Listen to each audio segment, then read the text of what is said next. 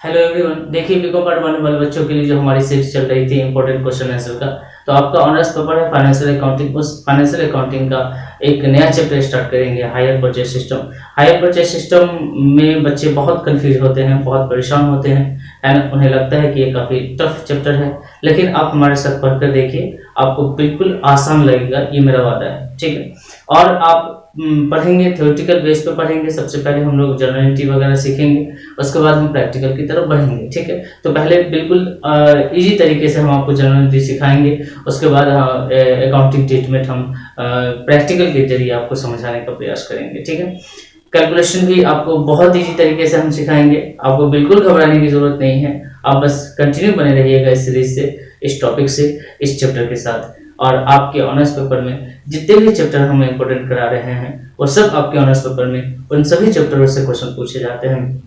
इस चैप्टर से भी आपको 20 मार्क्स से क्वेश्चन पूछे जाते हैं, एक प्रैक्टिकल रहती है।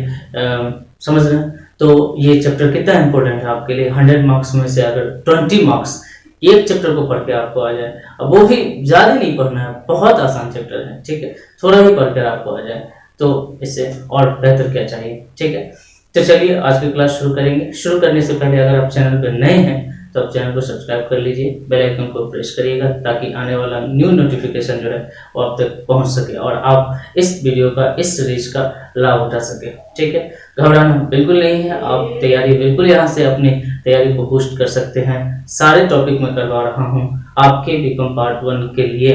इसके अलावा जो हमारा फाइनेंशियल मैथमेटिक्स है उसका भी क्लास चल रहा है, उसमें मैंने कंपाउंड इंटरेस्ट तक पढ़ा है। कंपाउंड इंटरेस्ट का फर्स्ट वीडियो हमने अपलोड कर दिया है, आप बस उसको भी देखते रहिए। ठीक है, तो दोनों जो ऑनर्स पेपर है आपके वो दोनों कंप्लीट हो जाएंगे हमारे साथ, बस बने रहिए। चलिए तो फिर क्लास शुरू करते हैं।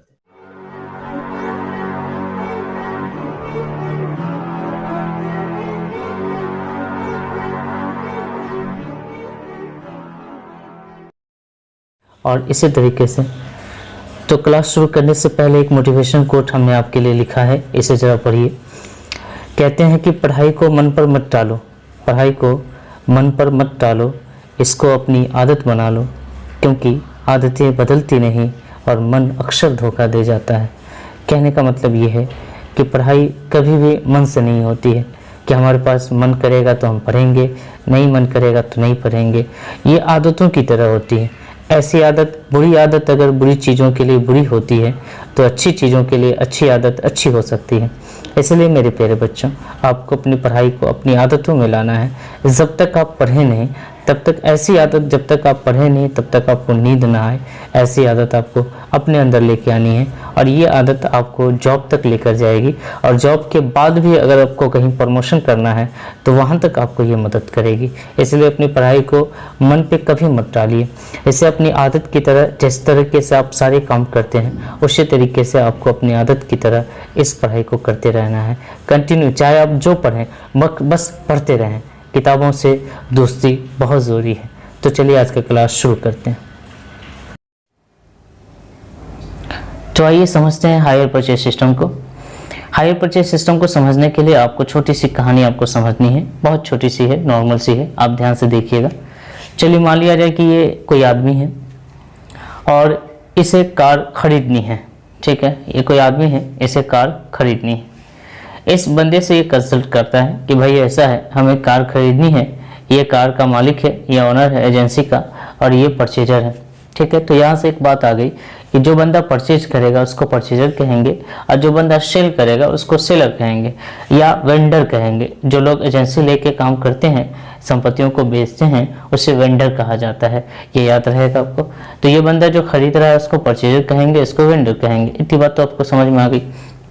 और ये आप समझ रहे हैं, ये परचेजर है, ये सेलर है और ये कार है। ठीक है, बात समझ में आ गई। तो ये कार इसको खरीदनी है, तो इसको हम लोग क्या नाम दे देंगे, हायर परचेजर। हम लोग हायर परचेज सिस्टम को पढ़ रहे हैं, ये कार हायर सिस्टम से खरीदी जाएगी। आगे मैं समझाऊंगा कि हायर सिस्टम है क्या, कैसे उसको करते हैं, कैलकुलेशन क्या है, उसके प्रैक्टिकल क्या है, ये सारी चीज़ें मैं आपको धीरे धीरे समझाऊंगा। तो बिल्कुल मज़ेदार होने वाला है ये वीडियो आपके लिए। आप कंटिन्यू लास्ट तक बने रहिएगा, तब आपको पूरी बातें समझ में आ जाएगी हमारी। ठीक है, तो समझते हैं। तो यहाँ पर हमने क्या समझाया आपको कि ये बंदा क्या हो गया, हायर परचेजर हो गया, ये बंदा हायर परचेजर हो गया, और ये बंदा हो गया हायर सेलर हो गया। ठीक है, हायर सेलर हो गया, इसको हम लोग वेंडर कहेंगे, याद रखना है, इसको क्या कहेंगे, वेंडर कहेंगे। अब चूंकि इसको खरीदना है और इसको क्या करना है, बेचना है, ये प्रोडक्ट बेचना है, इसके लिए ये असिस्ट होगा। एक बात हमेशा याद रखेंगे, इसके लिए एक कार है, ठीक है, लेकिन जो ये बंदा बेचने वाला है ना, ऐसा ऐसा इसके पास लाखों करोड़ों कार है, इसलिए इसके लिए गुड्स है। ठीक है, ये इसके लिए माल है, ये सामान है जो इसको बेच रहा है, याद रखेंगे, ये उसके लिए गुड्स है, लेकिन ये बंदे के लिए कार है। आप जब घर में खरीद के लाते हो कार, तो आपके लिए वो शिष्ट है, लेकिन जो बंदा बेचता है, जिसका ये धंधा है, जिसका ये काम है, उस बंदे के लिए ये गुड्स की तरह होता है। ठीक है, समझ रहे हैं मेरी बात को। अब दो तरीके हैं इसको खरीदने के। ये बंदा कहेगा कि या तो मुझे कैश में खरीद लो या मुझे क्रेडिट में दे दो। ठीक है, दो तरीका, या तो आप कैश मेथड में ले लो, कैश मेथड में ले लो, या मान लो कि इस गाड़ी का कीमत अगर 20 लाख रुपया है, ठीक है, तो 20 लाख रुपया कैश दो और इस गाड़ी को ले जाओ, कोई दिक्कत नहीं है। लेकिन ये बंदा कह रहा है कि ऐसा है सर, हायर परचेजर कह रहा है ऐसा है कि मेरे पास पैसे अभी पूरे नहीं हैं, तो ये कोई तरीका है क्या सर, कोई तरीका है कि आप मुझे कार दे दो, बाद में पैसे मुझसे धीरे धीरे ले लेना। ठीक है, बोले हाँ ठीक है, इसको कहेंगे क्रेडिट मेथड। हम आपके क्रेडिट पर, आपके क्रेडिट को देखते हुए हम आपको ये कार दे देंगे। आपको कुछ पैसे डाउन पेमेंट करने हैं थोड़े से, उसके बाद मैं आपको पे कर दूंगा, ये कार ले जाइए। लेकिन इसमें भी क्रेडिट मेथड में दो मेथड है, ये ध्यान से। अब आता है क्लास में आपके चैप्टर की बात आती है। एक है इंस्टॉलमेंट मेथड, आपका जो रेस्ट अमाउंट बचेगा उसमें इंस्टॉलमेंट बना दिया जाएगा। जैसे मान लो कि 20 लाख का ये कार है, 20 लाख के कार में मान लो कि 5 लाख रुपया आपको डाउन पेमेंट कर दिया गया, 15 लाख रुपया आपका बच गया है। 15 लाख का इंस्टॉलमेंट हमने बना दिया आपको, मान लो कि हमने इंस्टॉलमेंट बना दिया और 4-4 लाख का 4 इंस्टॉलमेंट बनाया जा रहा है। इसका मतलब यह है कि 4 के हिसाब से हमको देना पड़ जाएगा 16 लाख रुपया। जी बिल्कुल, आप ये बात ध्यान में रखें, जब आप उधार में खरीदते हैं तो आपको पैसा ज़्यादा देना पड़ता है। ऐसा होता है, आपने अपने घर में, अपने परिवार में देखा होगा, या आप भी खरीदे होंगे, बाइक वगैरह आप खरीदते हैं तो जितना कैश में मिलता है उससे ज़्यादा में आपको लोन पे मिलता है। ठीक है, तो इंस्टॉलमेंट मेथड यही है कि आपको एक इंस्टॉलमेंट बना दिया जाएगा, कुछ पैसा दे दीजिए, इंस्टॉलमेंट बना दिया जाएगा, आप कार ले जाइए, यूज करिए, कोई दिक्कत नहीं है, धीरे धीरे पैसा दे दीजिएगा। लेकिन इसमें जो वसूली का क्राइटेरिया है वो दो स्टैंडर्ड में वसूली की जाती है आपसे पैसे। इफ एनी इंस्टॉलमेंट सिस्टम और दूसरा है हायर परचेज सिस्टम। दोनों में सर फर्क क्या है? दोनों में सिमिलरिटी है, सेम चीज है, आपको पैसा वैसे ही देना है जैसे आप दे रहे हैं। जैसे मैंने आपको क्या कहा, 20 लाख का ये कार है, मान लीजिए 5 लाख रुपया आपने दे दिया और 15 लाख रुपया आपके ऊपर क्रेडिट है, ड्यूज है। ठीक है, तो 5 लाख जो दे दिया उसका तो कोई हिसाब किताब आपको लेना नहीं है, किसी तरह का कोई टेंशन है नहीं, उसका कुछ आगे बढ़ना नहीं है, डाउन पेमेंट हो गया, बात खत्म। ये 15 लाख रुपया का हिसाब बनेगा इंस्टॉलमेंट। क्रेडिट कितने का हुआ? तो 15 लाख का क्रेडिट हुआ। ठीक है, उधार आपने 15 लाख का ही किया। अब इस 15 लाख को चुकाने का तरीका सेम है। अब मान लिया जाए मैंने 4-4 लाख का अगर इंस्टॉलमेंट बना दिया है, 16 लाख रुपया मुझे लेना है, तो दोनों विधि में हमको वैसे ही लेना है जैसे लेना है। ठीक है, 4 लाख रुपया इस मेथड में भी 1 साल के बाद, 4 लाख रुपया इस मेथड में भी 1 साल के बाद, 4 लाख रुपया इस मेथड में भी, 4 लाख उस मेथड में भी, ऐसे करके वो 4 बार हमको दे देगा, बस खत्म हो जाएगा। लेकिन फर्क कहाँ है? आप कहोगे सर अगर ये दोनों बातें एक समान है, हायर परचेजर और इंस्टॉलमेंट मेथड में फर्क कहाँ है? ठीक है, थोड़ा सा फर्क है, आप समझिएगा मेरी बात को। ठीक है, आप ये कार ले जाइए, दोनों मेथड में आप कार ले जाइए, कोई दिक्कत नहीं है। लेकिन अगर इंस्टॉलमेंट मेथड में आप कार ले जाइएगा, उधार तो हम आपको देंगे, कोई दिक्कत नहीं है। इंस्टॉलमेंट मेथड में ले जाइएगा तो आपको कार आपके नाम से कर देंगे और जो रेस्ट अमाउंट बचेगा वो आपके नाम से लोन बन जाएगा उसका। ठीक है, कितना क्या बन जाएगा? लोन बन जाएगा। आप उसका ऋण आपको फाइनेंस करवा देंगे हम, और आपको वो ऋण पेमेंट करना है। इसका मतलब ये है कि अगर पैसा आप पे नहीं करते हैं, डिफॉल्ट कर जाते हैं, बाय डिफॉल्ट आप पैसा पे नहीं कर पाते हैं, तो आपको लोन के लिए क्लेम किया जाएगा, कार के लिए क्लेम नहीं किया जाएगा। कार ले जाइए, बेच दीजिए, कुछ भी करिए, कोई मतलब नहीं हमको। ठीक है, आपके ऊपर लोन बना दिया हमने 15 लाख का। ठीक है, और लोन का बॉन्ड बनाया, लोन आपको पे करने हैं, पैसा आप पे करने हैं। आपको हमने कार बेचा है, लेकिन अब आपके ऊपर पैसा मेरा ड्यूज है। ठीक है, याद रखेंगे, बात समझ में आ रही? तो इंस्टॉलमेंट मेथड में आपको जो है कार का मालिक बना दिया जाएगा, कोई दिक्कत नहीं, एसेट का मालिक आपको बना दिया जाएगा। लेकिन आपके ऊपर जो रेस्ट अमाउंट बचेगा क्रेडिट पेड अमाउंट, वो अमाउंट एज ए लोन वसूल किया जाएगा आपसे, ठीक है। ये हो गया इंस्टॉलमेंट मेथड। ये मेथड जनरली छोटे मोटे वस्तुओं पर लगाए जाते हैं, लेकिन जो बड़ी वस्तुएं होती हैं जिसका रीसेल वैल्यू होता है, ध्यान से समझना, जिसका रीसेल वैल्यू होता है, ये कार बाइक वगैरह का अच्छा खासा रीसेल वैल्यू भी मिल जाता है, ठीक है।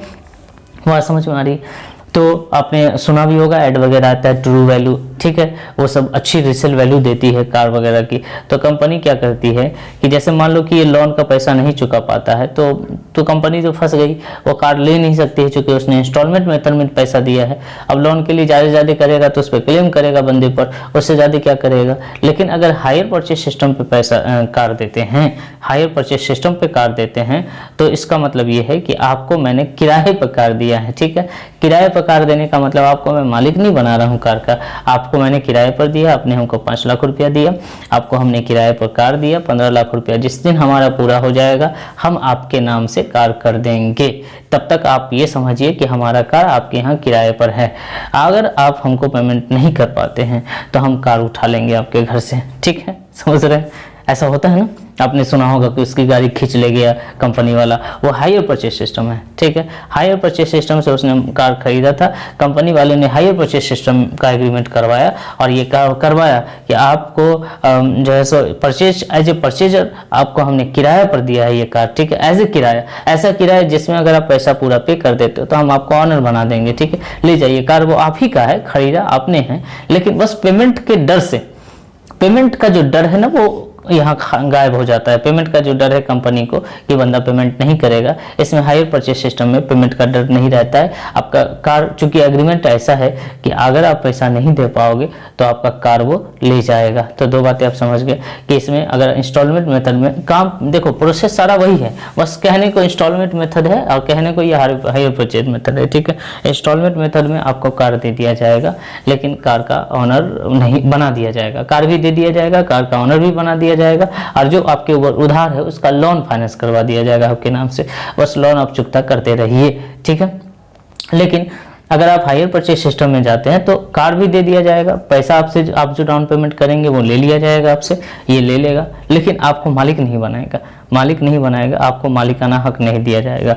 लेकिन इसी वजह से जब आप पैसा नहीं चुकाएंगे तो ये कार आपके घर से उठा ले जाएगा ये, ठीक है, क्योंकि एग्रीमेंट में है कि आप इसके ऑनर नहीं है, ऑनर कंपनी वाला है। अगर आप पूरा पैसा नहीं पे करते हैं, ठीक है, लास्ट अमाउंट जिस दिन पे कर दीजिएगा उस दिन आपको ये कार आपके नाम से हो जाएगी। तब तक आप चलाइए कार, कोई दिक्कत नहीं है। आप किराए पर रहते, जैसे मकान उकान में रहते हैं किराए पर रहते हैं, है ना, उसी तरीके से कार भी आप चलाइए, कार को यूज करिए, कोई दिक्कत नहीं है। लेकिन अगर आप पेमेंट नहीं करते हैं तो कार उठा के ले जाएगा। तो फिलहाल तो हमको ये समझना होगा। अब इसमें समझना क्या है, आप समझ रहे होंगे बहुत इजी चीज़ है, बहुत आसान सा चीज़ है, इसमें कुछ समझने लायक हमको मिल नहीं रहा है कि क्या समझना है। हाँ, हमको समझना ये है इंस्टॉलमेंट का हिसाब किताब कैसे करेंगे। इंस्टॉलमेंट में जैसा कि आपको पता है कि जैसे क्रेडिट में जाएगा इंटरेस्ट ऐड हो जाएगा, जैसे ही आप क्रेडिट में जाओगे इंटरेस्ट ऐड हो जाएगा। जैसे हमने कहा कि कैश प्राइस, मतलब कैश में अगर लेते हो तो 20 लाख रुपया है और 5 लाख रुपया अगर डाउन पेमेंट कर दे हो, 15 लाख के लिए ऋण फाइनेंस करवाते हो, हायर परचेज पे लेते हो, क्रेडिट पे लेते हो, अगर हायर परचेज सिस्टम हम उसमें लगा देते हैं तो आपसे 4-4 लाख रुपया, हम एज्यूम कर रहे हैं, एग्जाम्पल ले रहे हैं, 4-4 लाख रुपया 4 इंस्टॉलमेंट में लेते हैं तो 16 लाख रुपया आपसे वसूल गया था, पर 1 लाख रुपया आप पे इंटरेस्ट चार्ज किया गया। पर इंस्टॉलमेंट में कुछ ना कुछ इंटरेस्ट जुड़ा हुआ है। यही चीज़ आपको फाइंड करना है, कैलकुलेशन करना और सीखना है। आपको सीखना क्या है, आपको सीखना है इंटरेस्ट फाइंड करना कि आपके हर इंस्टॉलमेंट में कितना इंटरेस्ट लगा है। जैसा कि आपको पता होना चाहिए कि जैसे जैसे हम पेमेंट करते हैं हमारा इंस्टॉलमेंट घटता है, हमारा इंटरेस्ट घटता है, ठीक है। जैसे पेमेंट कर देंगे तो इंटरेस्ट घटेगा ही। तो आपको बस ये फाइंड करना है, ये सीखना है। जब आप प्रैक्टिकल पे जाएंगे तो उसको सिखाएंगे हम आपको कि कैसे इंटरेस्ट को फाइंड करते हैं, ठीक है, मेरी बात समझ गए। तो चल कहानी को थोड़ा सा फिर से रिमाइंड कर देते। ये परचेज है, ये सेलर है, ये कार है। इसको 2 मेथड है खरीदने का। कैश मेथड में अगर खरीदता है तो किसी तरह का कोई झंझट है नहीं, पैसा दो, सामान लो, एक एंट्री, बात खत्म, कोई चैप्टर ही नहीं है इसका, ठीक है। चैप्टर तब बनता है जब आप क्रेडिट मेथड में खरीदते हो, इंस्टॉलमेंट का हिसाब करते हो, या हायर परचेज सिस्टम में खरीदते हो। ये भी और ये भी दोनों एक जैसा है, फर्क सिर्फ ऑनरशिप का है। इसमें ऑनरशिप आपको कंपनी का ऑनर बना, कार का ऑनर बना दिया जाएगा, लेकिन इस मेथड में कार का ऑनर आपको नहीं बनाया जाएगा।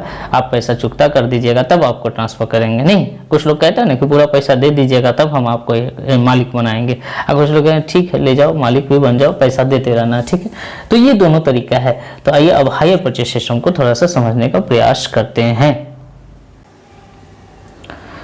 तो हायर परचेज सिस्टम ये रहा। हायर परचेज सिस्टम में क्या होता है कि हायर परचेज सिस्टम में अगर एग्रीमेंट हायर परचेज सिस्टम पे होता है क्रेडिट का एग्रीमेंट, तो आपको जो इंस्टॉलमेंट लास्ट इंस्टॉलमेंट जब आप पेड कर दीजिएगा और इंस्टॉलमेंट पेड जब कर दीजिएगा तब आपके नाम से ऑनरशिप बनाई जाएगी। एग्रीमेंट ऐसा करवाएंगे हम। Hire purchase system is a system which in which the goods are delivered to the purchasers. Goods तो डिलीवर कर दिया जाता है परचेजर के यहाँ, उसको दे दिया जाता है at the time of agreement. Agreement जिस समय करवाइएगा उस समय गुड्स दे दिया जाएगा, कुछ डाउन पेमेंट कर दीजिएगा, कार ले जाइए यूज करिए, कोई दिक्कत नहीं है। लेकिन before the payment of instalment, आप पेमेंट नहीं भी करेंगे, पूरा इंस्टॉलमेंट नहीं करेंगे तो गुड्स ले जाइए, यूज करना है आपको, ठीक है, लेकिन आप मालिक नहीं है, ये बात ध्यान में रखिएगा। अगर आप डिफॉल्ट करते हैं, पैसा नहीं पे करते हैं, तो आपका वो कार वापस ले जाएगा वो, ठीक है, ऐसा दिमाग में रखिएगा, ठीक है। However the title of the goods transfer after the payment of all instalment, अगर पूरा इंस्टॉलमेंट जब आप पे कर दीजिएगा तब आपके नाम से आपका टाइटल वहां पे जुड़ेगा, आपकी उस कार में आपका टाइटल, आप ऑनर बनेंगे, ठीक है ना। इसके बाद आप समझते हैं after the all instalment as per hire purchase agreement. Hire purchase agreement जब आप करवाएंगे यही होगा। यही क्या होगा कि आपको गुड्स दे दिया जाएगा, मतलब सामान दे दिया जाएगा आपके लिए, वो कंपनी के लिए गुड्स है, ध्यान से समझिएगा। कंपनी के लिए वो ट्रेडिंग का काम है, कंपनी के लिए वो गुड्स है। जो कार आपके लिए असिस्ट है, जो कार आपके लिए कार है, वो कंपनी के लिए गुड्स है, ठीक है, उसका वो धंधा करता है, तो वो गुड्स आपको डिलीवर कर दिया जाएगा, लेकिन आप ऑनर नहीं हैं। अगर आप पेमेंट पूरा नहीं करते हैं तो आपको बस किराए पर दिया गया है, ठीक है। अगर आप पेमेंट पूरा नहीं करेंगे तो वो वापस खींच ले जाएगा, ठीक है। तो ये चीज़ हम आपको समझा रहे थे। इसी तरीके से ये दो बंदे हैं जो हायर परचेजर कहलाएंगे, जो हायर सेलर कहलाएंगे, ठीक है। ये परचेजर कौन होगा? हायर परचेजर होगा, और जो हायर सेलर होगा उसको वेंडर कहेंगे। फिर से रिपीट कर दिया हमने। तो हायर परचेज सिस्टम कुल मिलाकर आपको समझ में आ गई होगी।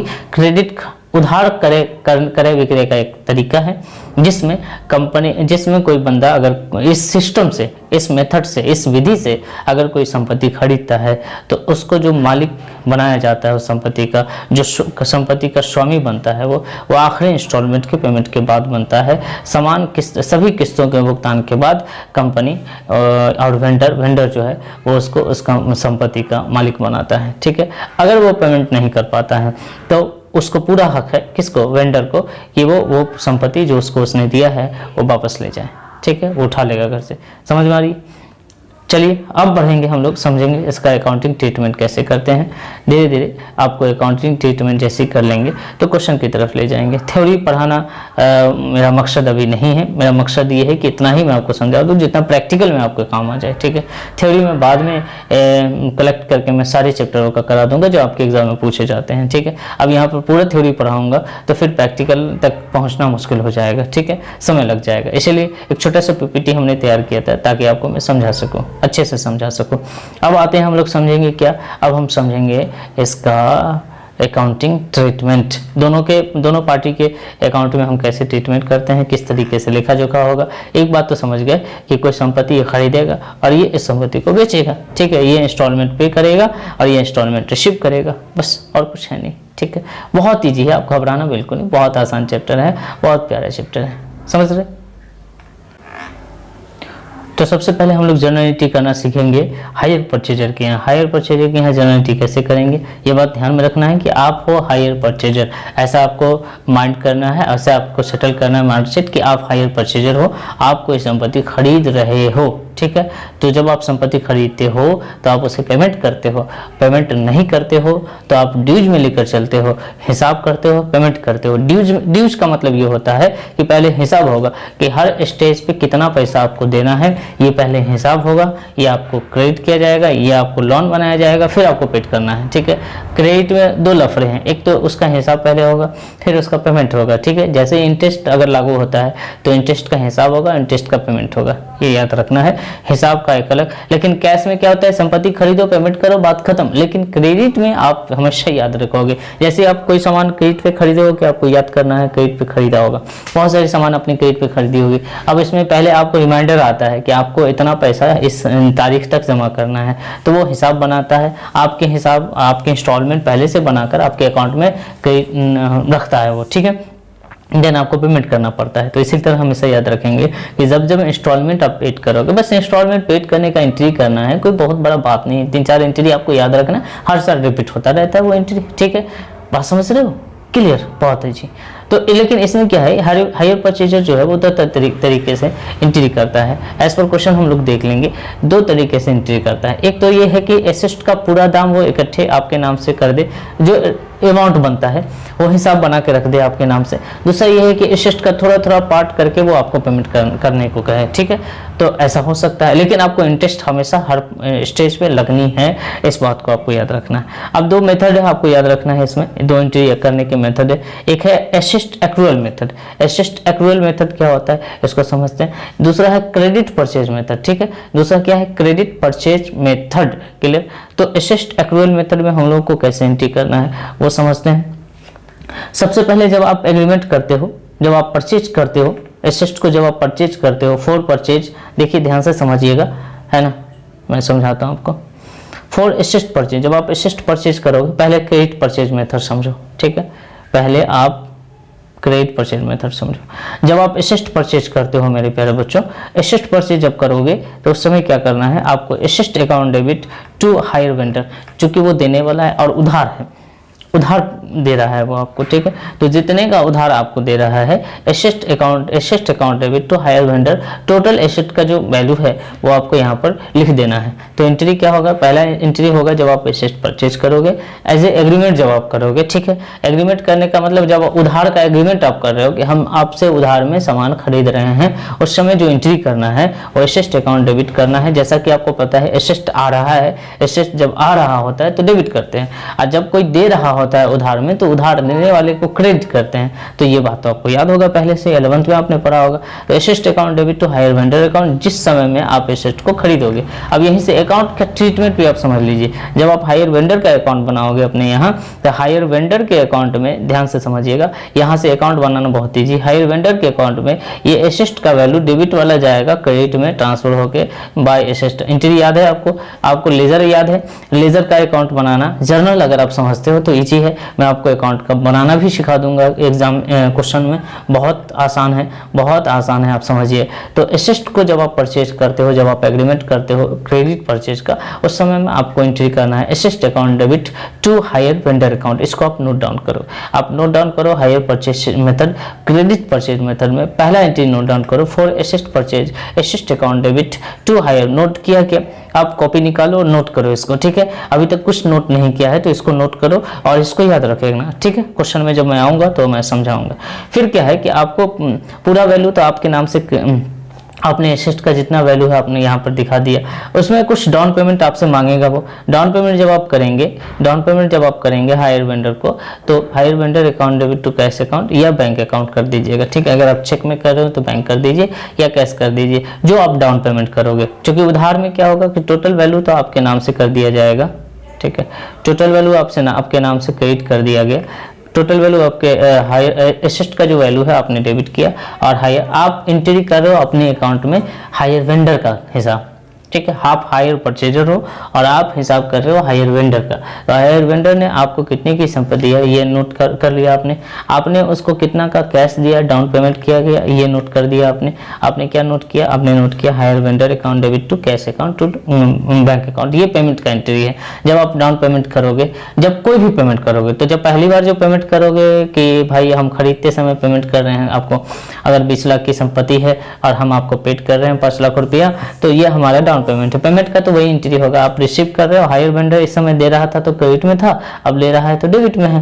तो hire vendor account debit to cash account या बैंक अकाउंट यहाँ पर लिख देंगे, बहुत ईजी है। कैश अकाउंट या बैंक अकाउंट यहाँ पर हम लिख देंगे, ठीक है। ये ऐसा क्यों लिखेंगे, क्योंकि ये हायर वेंडर है और ये रिसीवर है और मेरा कैश यहाँ जा रहा है। ये हायर वेंडर है, ये मेरा कैश है और ये जा रहा है, ठीक है। तो हायर वेंडर डेबिट करेंगे क्योंकि वो रिसीव कर रहा है, और जो हमारा कैश जा रहा है उसको क्रेडिट कर देंगे। जो हमारा कैश जा रहा है, आउटगोइंग जो कैश होता है, जो एसेट आउटगोइंग होता है, उसको क्रेडिट करते हैं, क्लियर। ये काम आपको शुरू में करना है, साल के शुरू में करना है, ठीक है।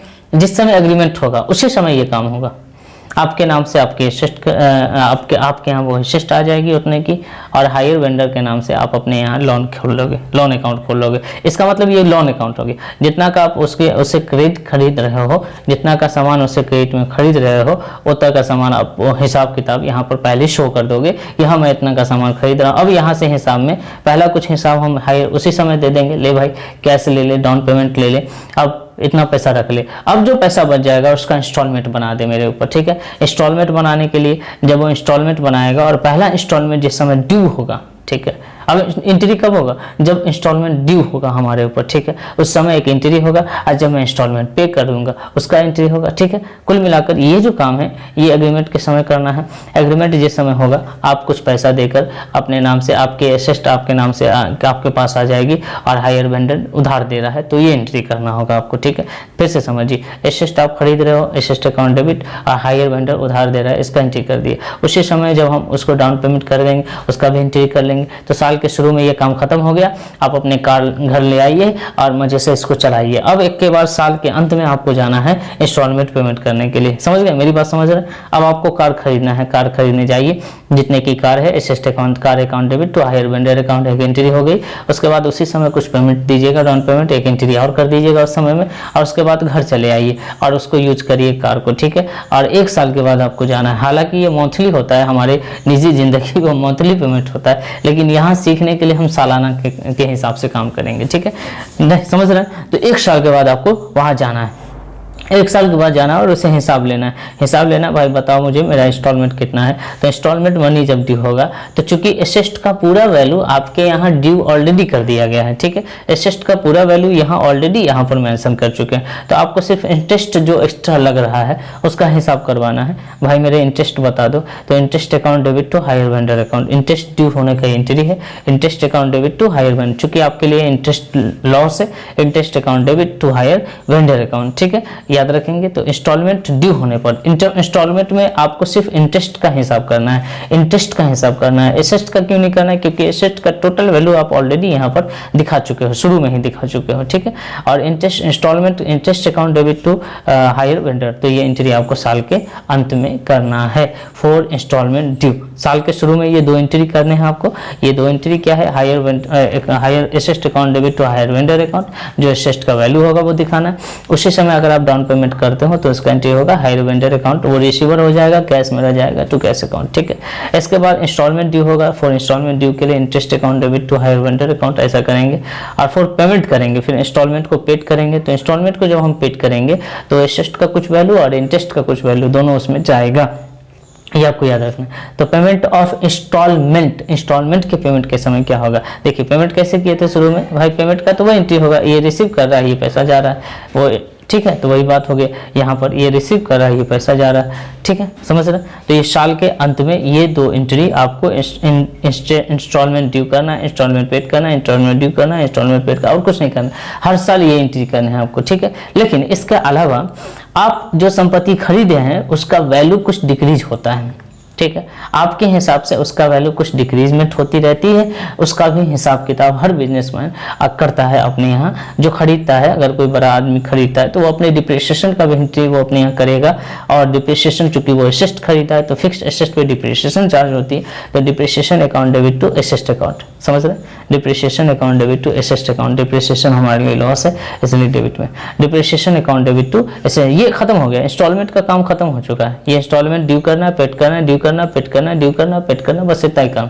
लेकिन आप अपने एसेट पर डिप्रिसिएशन भी चार्ज कर लेंगे हर साल, एवरी ईयर। आपका जो एसेट का कैश वैल्यू होगा उस पर डिप्रिसिएशन चार्ज कर लीजिएगा कि एसेट का कितना वैल्यू हमारा डिप्रिशिएट हो गया, ठीक है। वो पेमेंट कर रहे हैं वो अलग चीज है, हम अपने एसेट का भी वैल्यू देखते रहेंगे कि हमारे एसेट का वैल्यू कितना डिप्रिशिएट होता जा रहा है एवरी ईयर। तो हम अपने डिप्रिसिएशन चार्ज कर लेंगे। डिप्रिसिएशन चार्ज करना बहुत ईजी है, जब मैं थोड़ा सा कैलकुलेशन में आपको समझा दूंगा, घबराइए नहीं, बहुत ईजी है। जैसे मैं कह रहा हूँ 2 लाख का 20 लाख का एसेट है और 10% आपका डिप्रिसिएशन हर साल होगा, तो इसका तो 20,000 होगा। बस 20,000 आपको यहाँ शो कर देना है ना, करते जाना है। ये तरीका मैं आपको समझा दूंगा जब क्वेश्चन में आऊंगा, ठीक है। तो यहाँ पर डिप्रिसिएशन का जो वैल्यू बनेगा, depreciation account debit to asset account, वो दिखा देना है। अब चूंकि हमारे पास जो इंटरेस्ट जो हमने पेड किया, इंटरेस्ट जो हमने पेड किया, देखिए इंटरेस्ट हमारे लिए लॉस है, अगर हमारे पास पैसा होता तो 20 लाख देख के हम अपना कार खरीद लेते, हमको कोई अलग से पैसा नहीं लगता। लेकिन हमको 1 लाख रुपया ज़्यादा लग रहा है, अगर हम ऐसा कह रहे हैं, अगर इस हिसाब से हम पेड कर रहे हैं तो 1 लाख रुपया अगर हमको ज़्यादा लग रहा है इंटरेस्ट के हिसाब से, तो हमारे लिए लॉस है। तो हर बिजनेसमैन, हर बड़ा आदमी जब वो लॉस कोई होता है और जब वो प्रॉफिट एंड लॉस अपना अकाउंट बनाता है उस समय में अपने लॉस को मेंशन करता है। एक तो वो लॉस हो गया, इंटरेस्ट वाला लॉस हुआ, दूसरा आपका जो एसेट का वैल्यू घट रहा है वो भी लॉस हुआ। तो 2 तरह के लॉस अगर हैं तो आपको statement of profit and loss account में डेबिट कर देना है to interest to depreciation account के लिए। समझ रहे हैं? तो कुल मिला के इंस्टॉलमेंट वाला जो हिसाब किताब है, इंस्टॉलमेंट ये दोनों, ठीक है। इंस्टॉलमेंट, हायर परचेज को भी आप इंस्टॉलमेंट ठीक हो, बस कहने को हायर परचेज है कि वो अगर नहीं दोगे तो वो गाड़ी ले जाएगा, कार ले जाएगा, लेकिन इंस्टॉलमेंट मेथड में वो कार नहीं ले जाएगा, आपके ऊपर क्लेम करेगा पैसा पेमेंट करने का, ठीक है। बस डिप्रिसिएशन आप चार्ज कर लेना अपने एसेट पे, हर साल आपको ये करना है। तो एवरी ईयर जो आपका एंट्री बनेगा वो एवरी ईयर 1, 2, 3, 4 ये 4 एंट्री हर साल आपको करना है, बस और कुछ नहीं करना है। हर साल आपको 4 एंट्री करने हैं अपने अकाउंट में। पहला एंट्री करना है interest account debit to hire vendor account, दूसरा entry hire vendor account debit to bank account, तीसरा एंट्री डिप्रिसिएशन का, depreciation account debit to asset account. दोनों आपके लिए लॉस है और आप इसको अपने स्टेटमेंट ऑफ पीएल अकाउंट में डेबिट कर देंगे और ट्रांसफर कर देंगे to interest account to depreciation account, ठीक है। अच्छा, एक बात मुझे बताओ कि ये डिप्रिसिएशन का हिसाब किताब क्या वेंडर रखेगा? बिल्कुल नहीं रखेगा, क्योंकि एसेट तो आपके पास, एसेट आप यूज कर रहे हैं, एसेट का वैल्यू आपके यहाँ घट रही है, वेंडर को इससे कोई मतलब नहीं है। तो डिप्रिसिएशन का एंट्री वेंडर नहीं करेगा, ये एंट्री वेंडर के यहाँ नहीं होगा, क्योंकि वेंडर भी तो हिसाब किताब रखेगा आपका, तो वेंडर को डिप्रिसिएशन से कोई मतलब नहीं। वेंडर को मतलब ये है कि हमने आपको सामान बेचा है भैया, आप मुझे पेमेंट कर देना, बात खत्म। अब आप इस सामान को यूज करो, तोड़ दो, फेंक दो, कुछ करो, उसे कोई मतलब नहीं है। लेकिन अगर आप पेमेंट नहीं करोगे तो संपत्ति हम वसूलेंगे आपके से, ठीक है, और हम स्थिति भी चेक करेंगे हमारी संपत्ति का। इसलिए हायर परचेज सिस्टम में अगर आपके पास संपत्ति है तो उसका हिसाब किताब ढंग से रखिएगा, ठीक है, वरना आपके लेने के देने पड़ जाएंगे। क्लियर? तो याद रखेंगे। तो ये जो 2 एंट्री है ये आपको शुरू में कर लेना है। साल के शुरू में जब आप एग्रीमेंट करोगे asset account debit to hire vendor account, और जब डाउन पेमेंट करोगे ये आपके साल के शुरू में कर देने, और आप कार घर ले आओ। ये 2 एंट्री करने के बाद कार आपके यहाँ आ गई, अब यूज करो। साल के अंत में आपको जाना है, इंटरेस्ट का हिसाब करवाना है, इंटरेस्ट पेड करना है, इंस्टॉलमेंट पेड करना है, इंटरेस्ट का हिसाब करवाना है। और इस जो आपके ऊपर ये एसेट का जो वैल्यू ड्यूज है ना, उसमें से कुछ वैल्यू मूलधन के और कुछ वैल्यू ये इंटरेस्ट वाले दोनों ऐड करके आपको दिखा देने हैं यहाँ पर। ये कैसे करेंगे, क्वेश्चन में समझने का बात है, ये तो सिर्फ आपको थ्योरी है, जर्नल है, इसको थोड़ा सा याद करना पड़ेगा आपको, ठीक है। तो इतना बात आप याद रखेंगे। लेकिन इंस्टॉलमेंट वाली बात याद रखिएगा कि एवरी ईयर हमको कितने एंट्री करना है। एवरी ईयर हमको एंट्री करना है, एक एंट्री ये हो गया interest account debit to hire vendor account, दूसरा entry hire vendor account debit to cash account, तीसरा एंट्री डिप्रिसिएशन का, depreciation account debit to asset account, और चौथा एंट्री हम पास करेंगे statement of PL account debit to interest account to depreciation account. लेकिन अगर ये मेथड आपको अप्लाई करना पड़ जाए, कभी कभी क्वेश्चन में दिया रहेगा कि ऐसे क्या करेंगे, एक्रूअल मेथड पर कैसे करेंगे। तो एक्रूअल मेथड में बस फर्क इतना है कि ये जो एसेट का टोटल वैल्यू आप एक बार शुरू में नहीं दिखाओगे, एसेट का टोटल वैल्यू शुरू में नहीं दिखाओगे, एसेट का टोटल वैल्यू शुरू में नहीं दिखाओगे। बस डाउन पेमेंट करो, एसेट अपने घर ले आओ, यूज करो, लेकिन एसेट का वैल्यू शुरू में ना दिखाकर पार्ट बाई पार्ट हम दिखाएंगे, जितना पेड करेंगे उतना ही दिखाएंगे। तो एसेट का वैल्यू में से जितना हम पेड करेंगे उतना एसेट और इंटरेस्ट, देखो वहां पर एसेट का वैल्यू ध्यान से देखना, मैं पूरा कर दे रहा हूँ यहाँ। बस ये दोनों में कोई फर्क नहीं, बहुत ज्यादा का अंतर नहीं। एसेट का वैल्यू हमने पूरा यहाँ दिखा दिया, तो अगले इंस्टॉलमेंट जब हमने बनाया तो ओनली इंटरेस्ट के साथ बनाया, लेकिन यहाँ पर एसेट का वैल्यू हमने यहाँ पर नहीं दिखाया। एक्रूअल मेथड में एसेट का वैल्यू शुरू में नहीं दिखाना है एग्रीमेंट के समय। अब एसेट का वैल्यू जितना हमको हर साल एसेट का वैल्यू और प्लस में इंटरेस्ट, ठीक है, जो दिखाने हैं वो इंटरेस्ट और एसेट को डेबिट करेंगे टू हायर वेंडर के नाम से इंस्टॉलमेंट बनाएंगे और इंटरेस्ट इंस्टॉलमेंट पेड करेंगे। फिर डिप्रिसिएशन जैसे हम चार्ज कर रहे थे वैसे चार्ज करेंगे, है ना, डिप्रिसिएशन चार्ज करेंगे, और फिर स्टेटमेंट पीएल स्टेटमेंट अकाउंट में ये दोनों पैसा को ट्रांसफर कर देंगे जस्ट लाइक, ठीक है, ये दोनों एंट्री से। बस एसेट का फर्क पड़ेगा। एसेट का वैल्यू अगर हम शुरू में दिखा देते हैं तो वो बन जाएगा क्रेडिट परचेज सिस्टम, लेकिन एसेट का वैल्यू हम शुरू में ना दिखाकर इंस्टॉलमेंट के साथ ही हम दिखाते हैं। देखिएगा, इंस्टॉलमेंट के साथ ही अगर हम दिखाते हैं, यहाँ पर हमने नहीं दिखाया, यहाँ पर इंटरेस्ट ही दिखाया। देखिए क्या फर्क है, देखिए क्या फर्क है। यहाँ पर एसेट का वैल्यू दिखाया, ठीक है, और यहाँ पर ना दिखाकर हम यहाँ पे दिखा रहे हैं, तो यहाँ पर ओनली इंटरेस्ट के साथ हमने इंस्टॉलमेंट बनाया, लेकिन हमने यहाँ पर इंटरेस्ट और एसेस्ट दोनों के वैल्यू के साथ बनाया, क्योंकि यहाँ पर हमने शुरू में एसेस्ट का टोटल वैल्यू नहीं दिखाया है। क्लियर? आपको बस थोड़ा सा नोट कर लेना है, जब मैं प्रैक्टिकल बताऊंगा तो और भी चीज़ें क्लियर होती चली जाएगी। ठीक, तो कभी कभी आपको जब ये कहेगा कि एक्रूअल मेथड में आप एंट्री करो, तो आप क्या करोगे, डाउन पेमेंट करोगे, एसेस्ट अपने घर ले आओ, asset account debit to cash bank.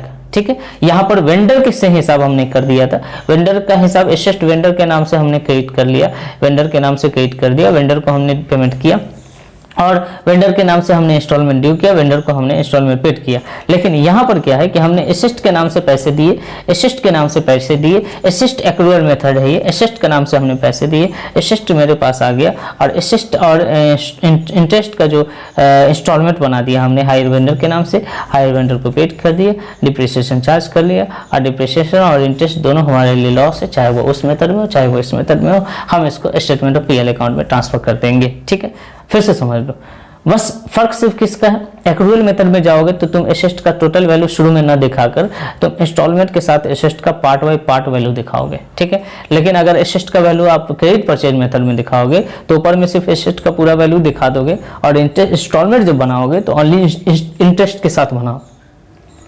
ठीक है, दोनों मेथड को मैंने इधर उधर इसीलिए लिखा है और बाकी चीजें जो सेम रहेंगी, बाकी चीजें क्या सेम रहेंगी, ये पेमेंट का मतलब वही है, पेड करोगे बात खत्म।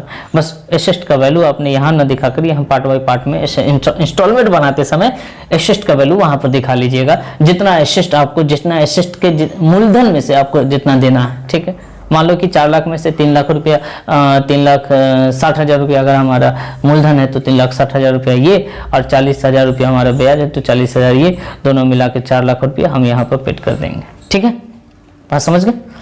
अब ये जो दो एंट्री है वो सेम रहेगा, डिप्रिसिएशन वाला और पीएल स्टेटमेंट वाला दोनों सेम रहेगा, चाहे वो जिस मेथड में हो। फर्क सिर्फ इतना है, मैं फिर से समझा दे रहा हूँ, फर्क सिर्फ इतना है कि एसेस्ट का टोटल वैल्यू यहाँ दिखाओगे और इंस्टॉलमेंट ओनली इंटरेस्ट के साथ बनाओगे। ठीक है, और यहाँ पर एसेस्ट का वैल्यू यहाँ ना दिखाकर हर एक स्टेट में इंस्टॉलमेंट में इंटरेस्ट को एसेस्ट के वैल्यू को, जो मूलधन का वैल्यू होगा वो ऐड करोगे और इंटरेस्ट उसमें जोड़ोगे, हायर परचेज के नाम से ड्यू करोगे, हायर परचेज को पेड करोगे, डिप्रिसिएशन चार्ज करोगे, डिप्रिसिएशन और इंटरेस्ट को दोनों को ट्रांसफर कर दोगे पीएल अकाउंट में। ठीक है, समझ गए?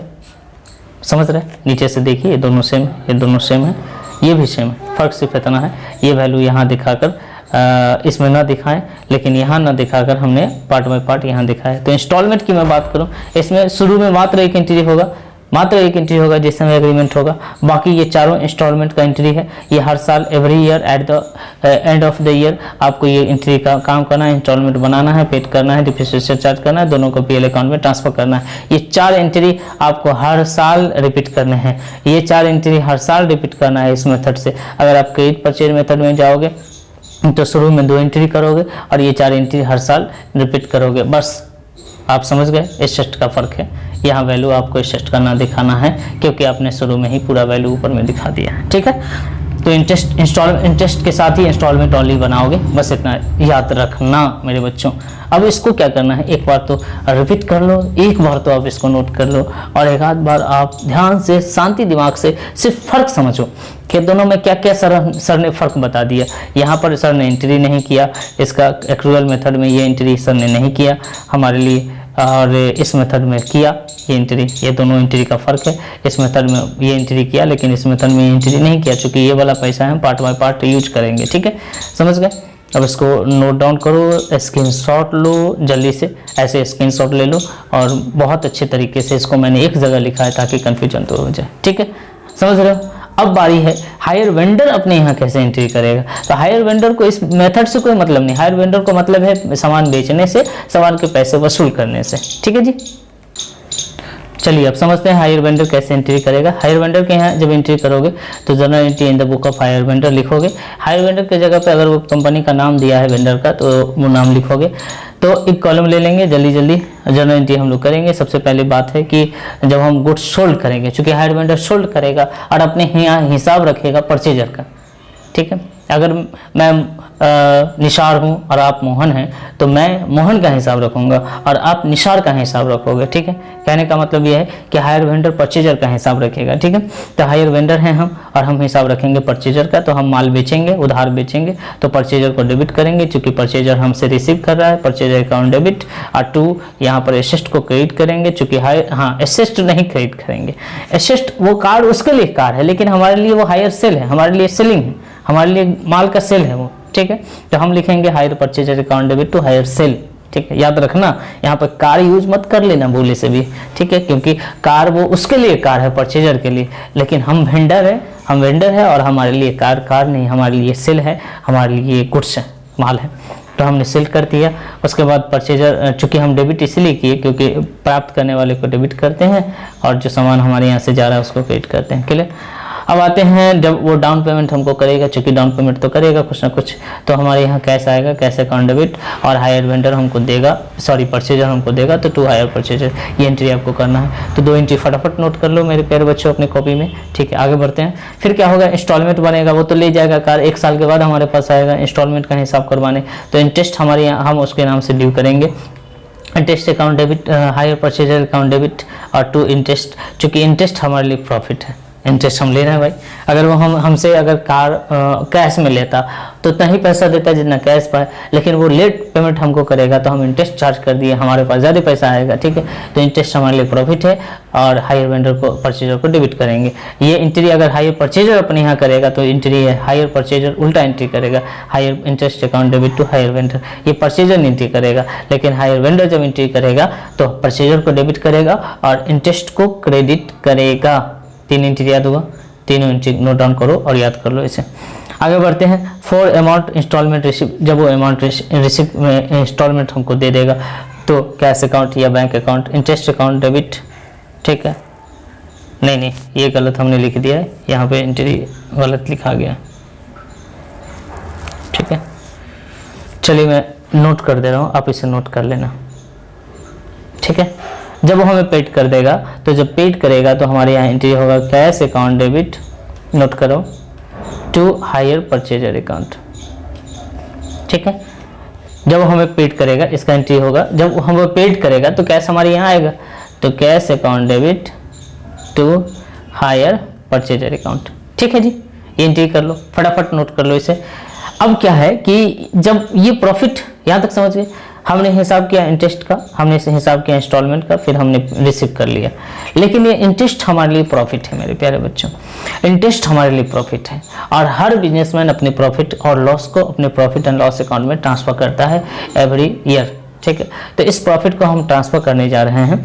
तो प्रॉफिट हम ट्रांसफर जब करेंगे तो इंटरेस्ट अकाउंट डेबिट, यहाँ पर लिख लेना, profit transfer to PL account, interest account debit, ठीक है, to profit and loss account, ठीक है।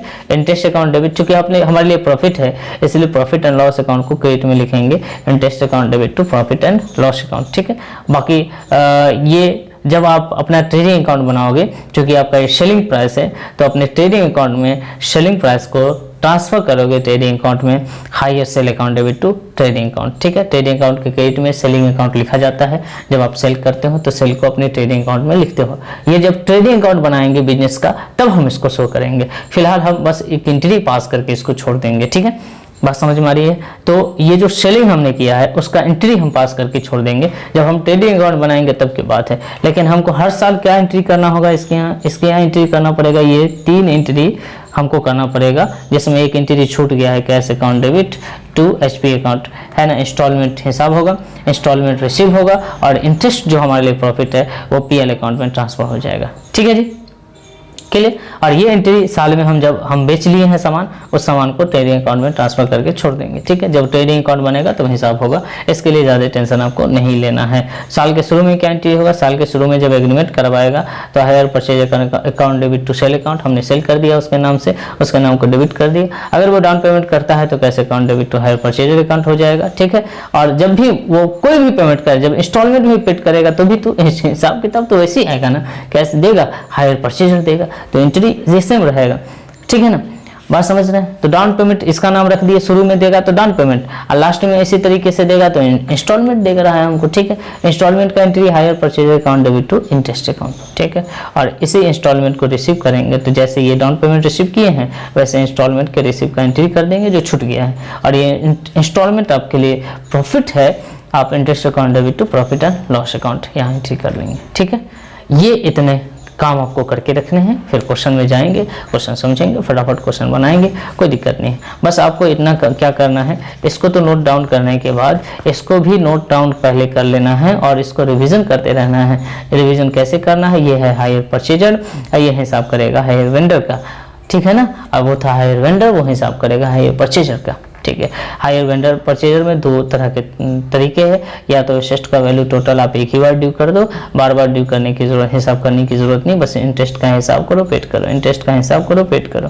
लेकिन अगर आप एक्रूअल मेथड में जाओगे तो इंटरेस्ट को शुरू में न दिखाकर हम ये पेमेंट करने का एंट्री आपको बस इतना है, चाहे वो डाउन पेमेंट करो, interest account debit to cash account bank account, ठीक है ना। बात समझ गए। उसके बाद आपको ये एंट्री कर लेना है हायर परचेजर वेंडर के यहाँ। जनरल एंट्री गुड्स सोल्ड करोगे तो हायर परचेजर चूंकि वो रिसीव कर रहा है हायर सेल, और पेमेंट जब वो रिसीव करोगे उससे डाउन पेमेंट चूंकि वो कुछ पैसा देगा शुरू में एग्रीमेंट के समय में, तो cash account debit to hire purchaser account. उसके बाद अगर आप ड्यू करोगे इंटरेस्ट बिकमिंग ड्यू मतलब हिसाब करोगे जैसे में इंस्टॉलमेंट का, तो hire purchaser account debit to interest account. अब यहीं पर इसके बाद एक एंट्री छूट गया हमसे, इस पैसे को रिसीव करना है तो ये एंट्री होगा, रिसीव जब करोगे installment cash account debit to hire purchaser account, then आप इसको ट्रांसफर करोगे पीएल अकाउंट में, तो interest account debit to PL account चूँकि आपको करना है, चूँकि ये प्रॉफिट है। तो इन ये जो हायर वेंडर है उसके यहाँ आपको ये 3 एंट्री होगा, एक और ये वाला एंट्री रिसीव वाला 2 और ये इंटरेस्ट ट्रांसफर, 3 एंट्री हर साल करने हैं। लेकिन हायर परचेजर के यहाँ 4 एंट्री आपको हर साल करने हैं। क्या क्या एंट्री करना है, पहला इंस्टॉलमेंट का एंट्री करना है, फिर इंस्टॉलमेंट पेड का एंट्री करना है, देन आपको पीएल में डिप्रिसिएशन, चूँकि इसके यहाँ डिप्रिसिएशन चार्ज होगा, कार वो यूज कर रहा है तो अपनी कार का वो सामान देखेगा अब वैल्यू क्या है। लेकिन इसको तो उस कार के वैल्यू से कोई मतलब नहीं है, टूट जाए फूट जाए उससे इसको कोई मतलब नहीं फिलहाल, ठीक है, चूँकि वो यूज कर रहा है। बात समझ में आ रही है ना। वो कार है किसके पास, असल में वो कार चली गई है परचेजर के पास, तो डिप्रिसिएशन वो चार्ज करेगा अपने ऊपर, ठीक है, अपने एसेट के ऊपर। बात समझ में आ रही है। तो ये था जनरल एंट्री, ये था अकाउंटिंग ट्रीटमेंट। हम आपको बस अब क्वेश्चन के ऊपर समझाएंगे और बस एंट्री याद रखना है ताकि जब अकाउंट बनाएं हम तो वहाँ से एंट्री हम ट्रांसफ़र जब करें तो आपको थोड़ी सी समझ में आए। एंट्री को रिपीट करना बहुत ज़रूरी है। कोई भी पढ़ाई इजी तो नहीं होती है, लेकिन थोड़ा सा अगर किसी का आपको सहयोग मिल जाए तो वो चीज़ समझने में इजी होती है। किताब में सारी बातें लिखी है, आप किताब देखकर भी इसको समझ सकते हो। जो भी बुक आपके पास है वहाँ आप देखो, उसको देखो, पढ़ो, है ना, उसको पढ़ के देखो, थ्योरी जो लिखी हुई है उसमें सारी बातें उसमें लिखी हुई है। तो हायर परचेजर के अब हम क्वेश्चन की तरफ बढ़ेंगे, वो नेक्स्ट वीडियो में। ये वीडियो आपको कैसा लगा आप वीडियो के कमेंट्स बॉक्स में ज़रूर बताना। आपके कमेंट्स का इंतज़ार रहता है। आप थोड़ा सा मोटिवेट करते हो तो अच्छा लगता है जब आप कहते हो कि ठीक है सर आपकी मेहनत जायज़ है, हम कुछ समझ पा रहे हैं, कुछ अगर हमसे कुछ भी नॉलेज मिल रही है, ठीक है, थोड़ी सी भी नॉलेज मिल रही है तो आप सपोर्ट कर सकते हैं चैनल को, अपने दोस्तों तक पहुंचाइए और ख़ुद भी देखिए, इसका फ़ायदा लीजिए। 20 मार्क्स तो कहीं नहीं जाना है, कम से कम 20 मार्क्स तो आपको यहाँ से आ ही जाएगा, कम से कम इस चैप्टर से, ठीक है। और मैं उन्हीं चैप्टरों को करवा रहा हूँ जो आपके लिए, आपके एग्ज़ाम के लिए बेनिफिशियली हैं, जो आपके एग्ज़ाम में पूछे जाते हैं, ठीक है। तो वीडियो को लाइक कर दीजिएगा, दोस्तों तक शेयर करिएगा और ज़्यादा से ज़्यादा चैनल को सपोर्ट करिए। चलिए मिलते हैं नेक्स्ट वीडियो में प्रैक्टिकल के साथ। Bye bye, take care.